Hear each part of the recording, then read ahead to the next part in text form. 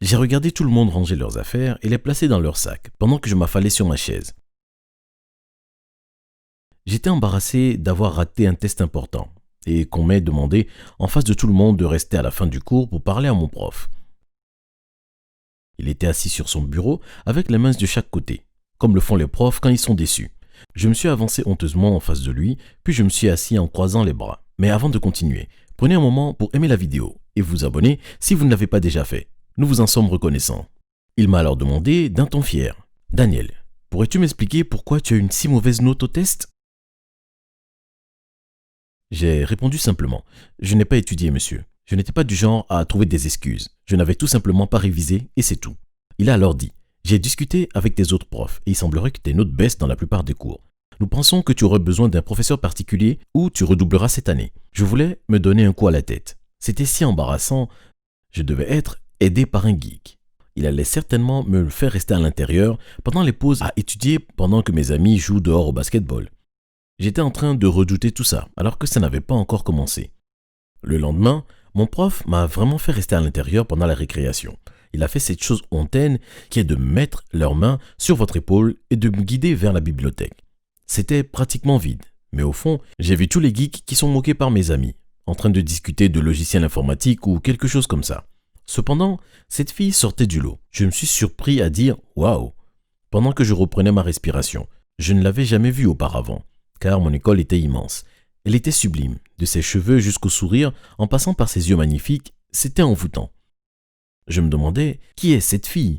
J'espérais que mon prof m'amènerait au fond de la classe et qu'il me fasse asseoir avec les geeks, mais tout à coup, j'étais face à face avec la plus belle fille que je n'ai jamais vue.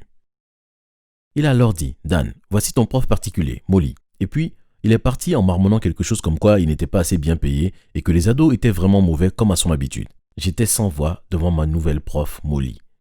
Ça sonnait comme le plus beau prénom, car c'était le sien. Elle a alors dit avec son magnifique sourire « Enchanté, Daniel. » J'ai essayé de dire quelque chose, mais ma voix s'est cassée. J'ai dégagé ma gorge et j'ai dit « Vous pouvez m'appeler Dani. » Elle a simplement souri et s'est assise, prenant ses livres hors de son sac. Elle a commencé à me demander une série de questions, mais je n'arrivais pas à entendre un mot de ce qu'elle disait. Je la regardais sans arrêt. Je ne me suis jamais senti si stupide. Elle a secoué sa main devant mes yeux et je suis revenu à la réalité. Elle s'est mise à dire en rigolant « Bonjour, vous êtes là ?» Et j'ai dit « Oui, excusez-moi. » Elle a répondu « Ça va. » Elle a commencé à me demander quelles matières j'ai pris et lesquelles étaient les plus difficiles pour moi. J'étais très embarrassé, je ne voulais pas qu'elle pense que je suis stupide.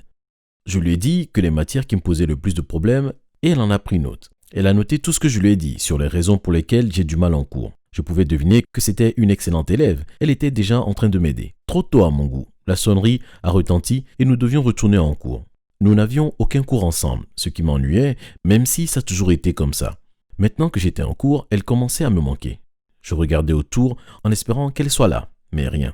Nous avons commencé à étudier pendant la récréation et pendant les moments où nous n'avions rien d'autre à faire. Chaque mot qu'elle disait restait dans ma tête. Ça semblait être les choses les plus intéressantes jamais dites. Peu de temps après, j'avais un autre lot de tests et devinez quoi, je les ai tous réussis. Molly a vraiment changé ma vie d'étudiant. J'étais rempli de gratitude et j'étais fou d'elle. J'étais pressé d'aller lui dire la nouvelle.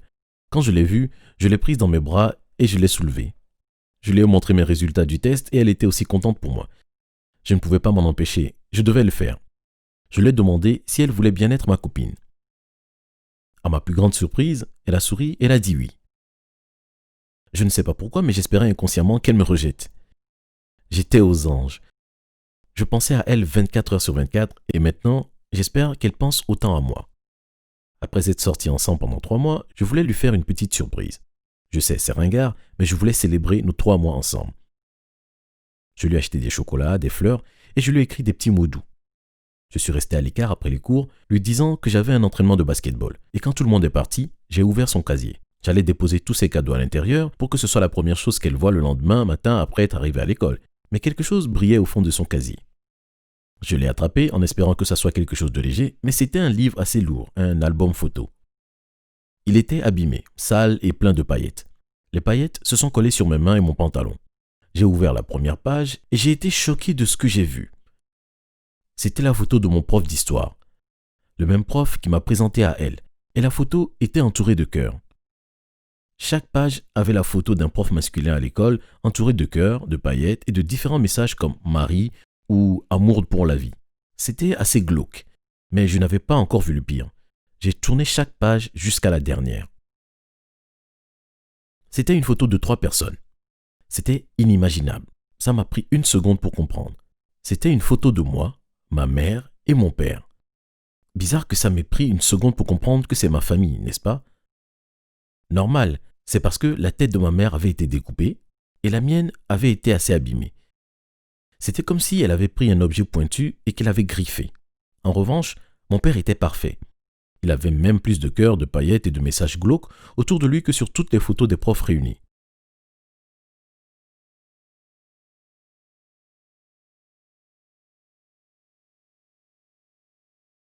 Ma copine était obsédée par mon père. Je ne savais pas quoi faire. J'ai paniqué. J'ai donc mis tous les trucs d'anniversaire dans son casier et j'ai mis l'album dans mon sac à dos. J'ai couru chez moi aussi vite que possible. J'avais besoin de temps pour réfléchir. Le lendemain, Molly a couru vers moi dans le couloir et m'a pris dans ses bras car elle avait ouvert son casier et vu tous les cadeaux que je lui avais pris. Elle m'a pris dans ses bras, mais je suis resté raide. Elle a dit « Danny, tu n'aurais pas dû, ça joue contre mon torse ». Elle a essayé de m'embrasser, mais je l'ai évité en prétendant éternuer. Je l'ai évité tout le reste de la journée. Elle a essayé de me parler plusieurs fois, mais je l'ai évité et je suis fondu dans la foule. Comme j'ai dit, mon école était grande. Quelques personnes m'ont dit qu'elles me cherchaient et où elle était, mais j'utilisais cette information pour l'éviter davantage.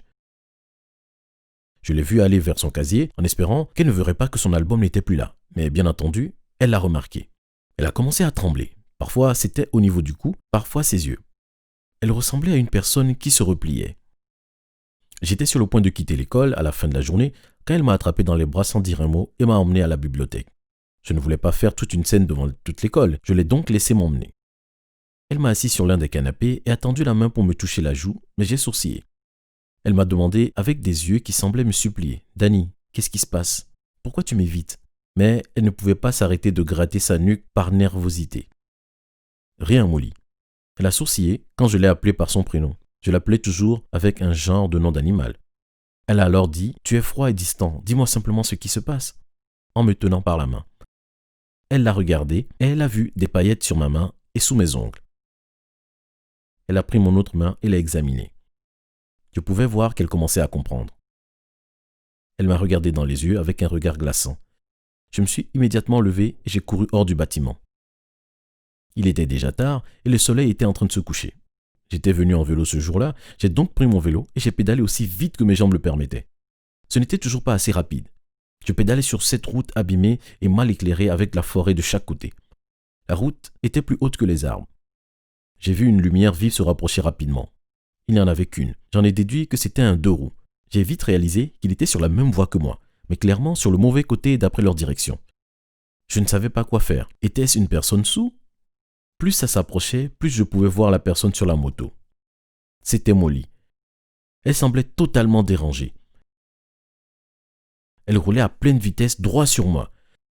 J'ai compris qu'elle voulait me percuter et juste avant l'impact, j'ai sauté du vélo en dehors de la route, dégringolant dans la forêt. Mon vélo s'est envolé, la moto était bien plus lourde. Je me suis caché derrière des grands buissons et j'ai vu que Molly me cherchait avec une lampe torche. Elle a alors dit avec cette voix glauque en colère « Où es-tu, Danny? Pourquoi tu ne veux pas me parler ?» Elle a couru dans la forêt et a commencé à pointer sa lampe torche un peu partout. Elle a failli me trouver, mais j'ai baissé la tête juste à temps. Pendant qu'elle ne faisait pas attention, j'ai couru vers sa moto. Elle m'a presque attrapé, j'ai senti ses ongles effleurer mon dos. J'ai piloté sa moto beaucoup plus vite qu'elle pourrait aller avec mon vieux vélo éclaté.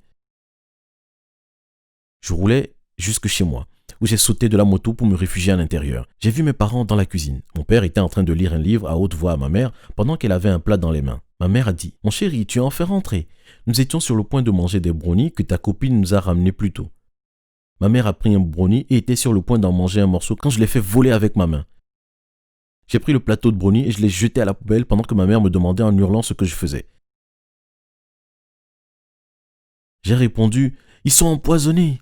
Mon père a alors demandé en levant ses lunettes « Daniel, qu'est-ce que ça veut dire ?» Je leur ai dit en hurlant « Molly est folle !» La sonnette a tout à coup retenti et ma mère est allée répondre à la porte. J'ai essayé de lui dire de ne pas y aller, mais elle ne m'a pas écouté. Elle est revenue et Molly était juste derrière elle.